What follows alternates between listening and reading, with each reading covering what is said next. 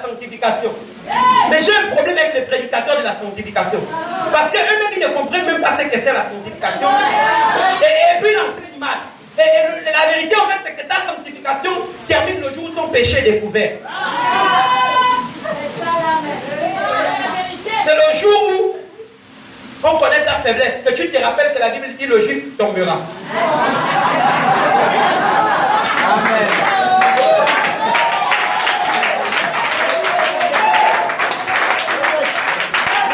Depuis que tu es né de nouveau, tu sais que le juste tombera, mais l'Éternel en relèvera toujours. Mais tu n'as jamais prêté attention à ce verset. Le verset là te parle le jour où ton péché est connu.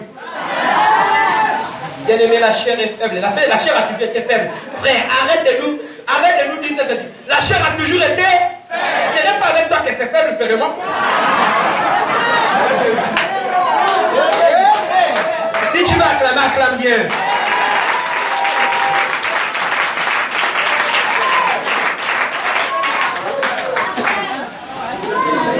Préservez l'intégrité du corps. Vous devez préserver l'intégrité du corps. Comment vous bafouez vos autorités spirituelles? La Bible déclare, tu ne parleras pas contre le prince de ton peuple. Mon Dieu! Vous êtes devenus des chrétiens calculateurs. Les versets qui vous plaisent, vous prenez. Les versets qui vous... Bon, moi je sais que toi tu n'es pas comme ça. Il n'y a pas un chrétien comme ça ici. Il n'y a pas. Toi tu es un bon chrétien, tous les versets tu appliques. Ce genre de message, il y a quelqu'un qui a dit ah, ça c'est les messages subtils. Ça c'est pour faire de nous des automates. Pourquoi on ne parle plus? Ah, bien, on nous dit qu'on doit tout tolérer, on ne doit plus parler. Frère, je suis seulement en train de te dire les principes divins. Maintenant, tu as le choix de vivre selon tes émotions. En fait, émotion, c'est trop faible. Tu as le choix d'être chrétien charnel ou chrétien spirituel. Et puis, laissez-moi vous dire une chose. Le fait qu'un homme de Dieu fasse ce que vous ne comprenez pas ne veut pas dire que c'est un péché. C'est pourquoi Paul dit, c'est pourquoi ne jugez rien avant le temps.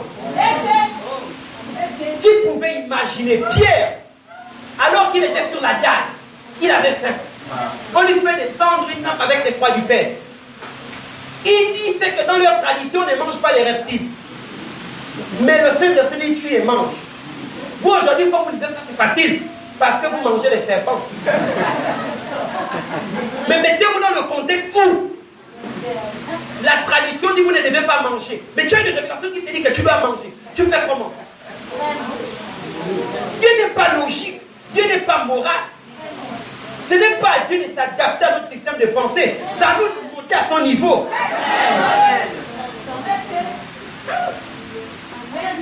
C'est pourquoi vous n'avez pas de résultats. Vous bafouez vos autorités.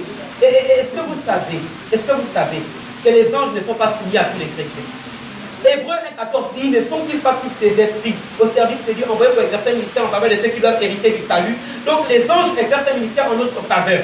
Et sauf que les anges ne sont pas tous soumis. Pourquoi? Parce que tous les chrétiens ne sont pas soumis à leurs autorités. Voici ce que le centenier, il était romain, il n'était pas hébreu, il n'était pas juif. Il dit à Jésus, il dit non, je ne veux même pas que tu viennes chez moi, c'est trop loin. Je n'ai pas le taxi pour te payer. Mais dis seulement un mot, et mon serviteur sera guéri. Jésus dit, et il dit à Jésus, il veut enseigner Jésus le ministère des anges. Il dit, car moi qui suis, il n'a pas dit moi j'ai des serviteurs. Il a commencé par donner sa position. Car moi qui suis soumis, j'ai des serviteurs sous mon autorité. Moi qui suis soumis. Vous voulez que les gens se soumettent, vous n'êtes jamais soumis. Vous avez donné votre loyauté à qui? S'il n'y a personne sur la terre qui vous interdit de faire quelque chose, même si vous vouliez le faire, vous êtes en danger. C'est pourquoi les anges résistent à certaines personnes. C'est pourquoi les anges combattent même certaines personnes. Parce qu'eux-mêmes, ils ne sont soumis à personne. Ils bafouent les autorités. Et le centenier dit, moi qui suis soumis, je sais comment fonctionne le principe d'autorité. Mon fils avait perdu, il avait déménagé, il avait oublié, aux alentours de 21 heures. Sa mallette et tout ce qu'il y avait dans son sac. Il y avait l'ordinateur, il y avait les documents, les actes de naissance, pas encore, les actes tous les diplômes, tout, les diplômes du bar, dans le sac, la voiture est partie. Il m'envoie un message WhatsApp. Il me dit, ah Daddy, le téléphone est dans ta poche. Je viens de perdre tout ce que j'ai, tout. Donc là, pour moi, je n'ai aucun document, aucun. J'ai parlé en 5 minutes. Et je lui envoie le message, il dit, tu vas recevoir un collectif, on va te raconter tes cas. 2 jours plus tard, c'est de fort gentil que l'appel vient.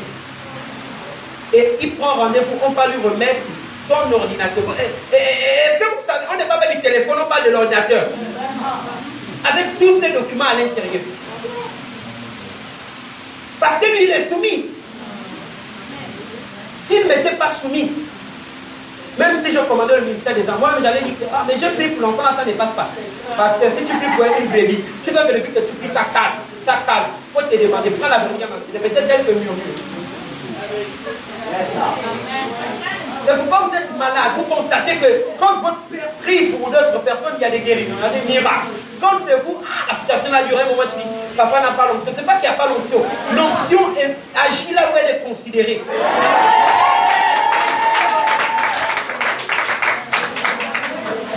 Il faut qu'on vous l'enseigne. Si vous ne les valorisez pas, qui va les valoriser?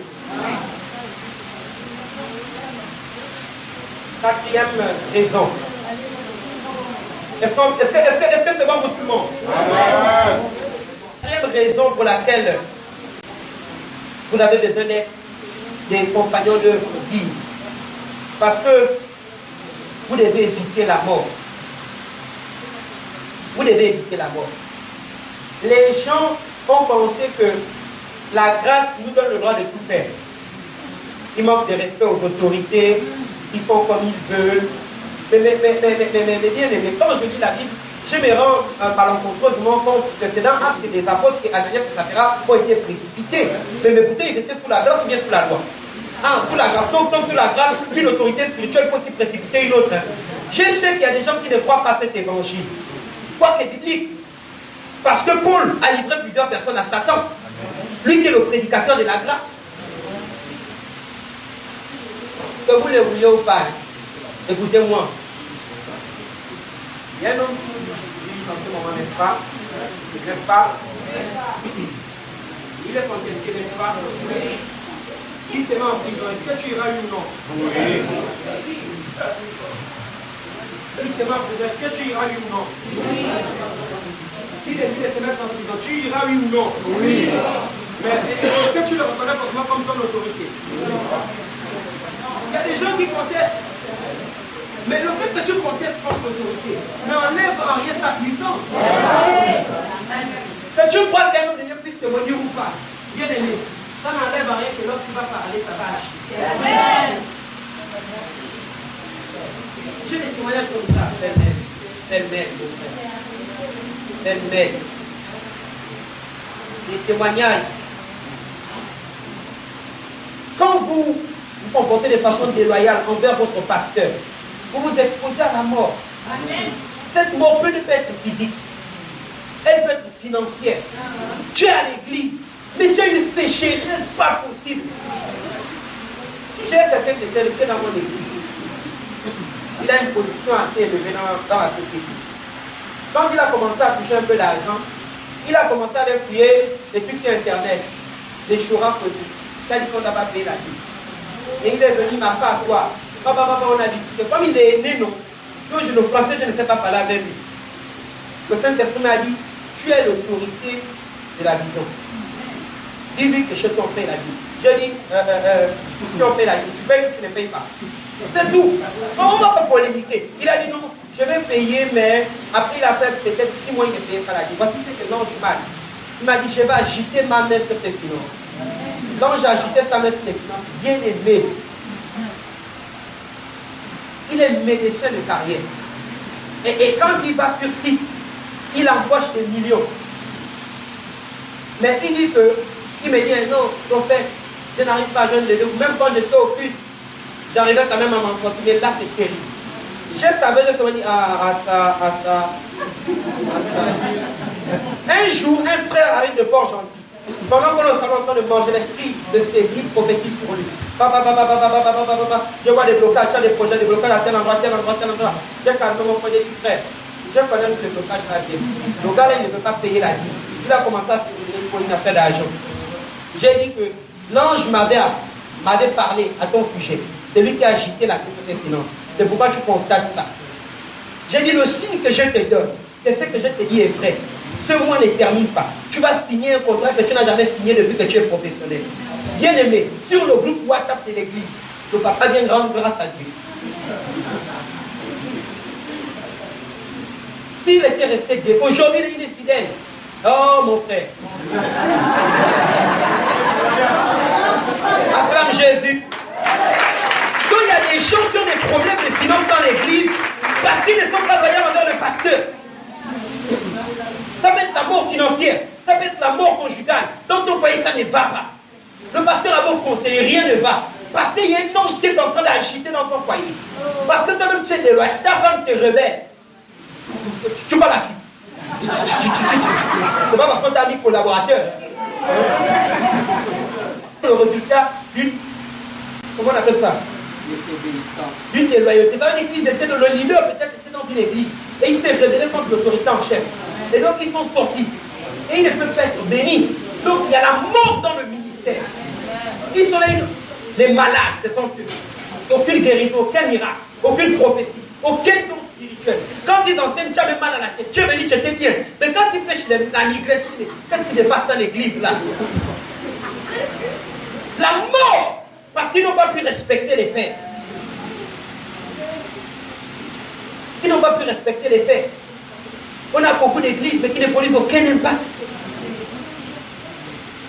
Alléluia. Amen. Alléluia. Amen. Mais j'ai dit que ça ne t'arrivera pas au nom de Jésus. Tu n'as pas dit Amen, ça ne t'arrivera pas au nom de Jésus. Ça ne t'arrivera pas au nom de Jésus. Comment devenir un collaborateur? Comment devenir un compagnon d'œuvre? Comment devenir un assistant loyal? Très rapidement, parce que le temps, les mamans doivent aller faire les quoi? Comment devenir un assistant loyal, un collaborateur loyal, un fils loyal? La première chose, c'est que vous devez comprendre le rapport d'autorité. Comprendre le rapport d'autorité. Alléluia. Romains au chapitre 8, à partir du verset 29. Est-ce que vous savez que Jésus et nous sommes frères? Alléluia. Si comme moi crois que Jésus est son frère, parce que Jésus est votre frère, ça veut dire qu'il n'est pas votre Seigneur. Hein? Il est votre frère, mais il est aussi votre Seigneur. Il y a un évangile dangereux en ce moment qui circule dans les églises. Nous sommes tous frères. Cet évangile-là, je ne l'enseigne pas. Nous sommes tous frères. Oh, pasteur Amour, hein?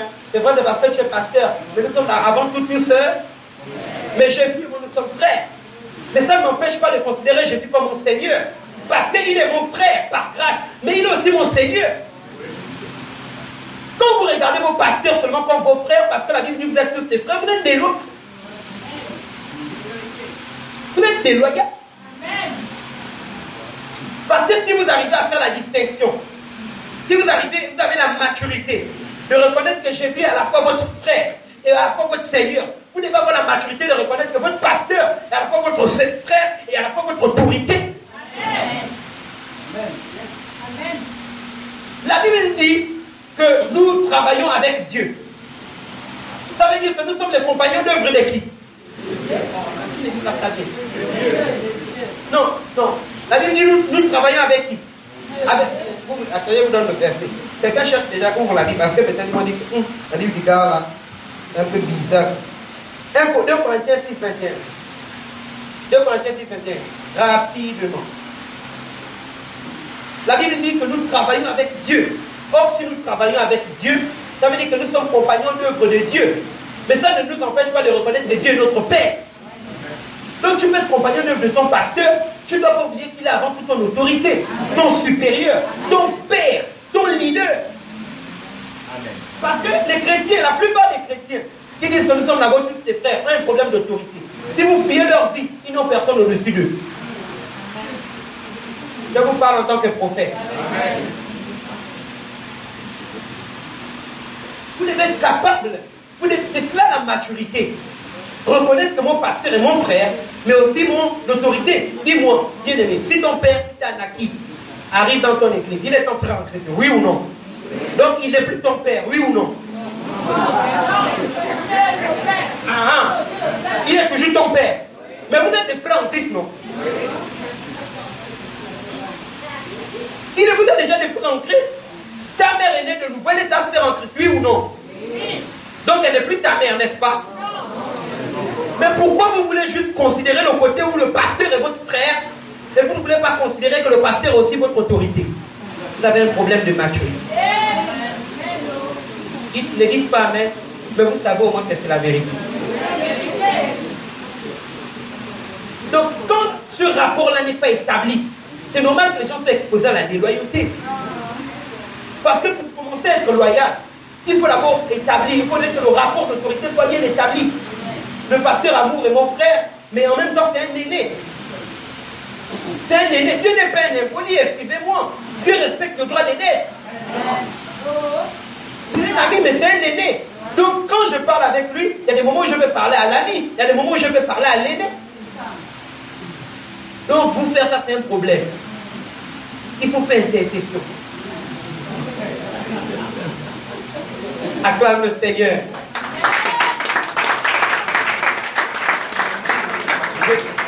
Alléluia.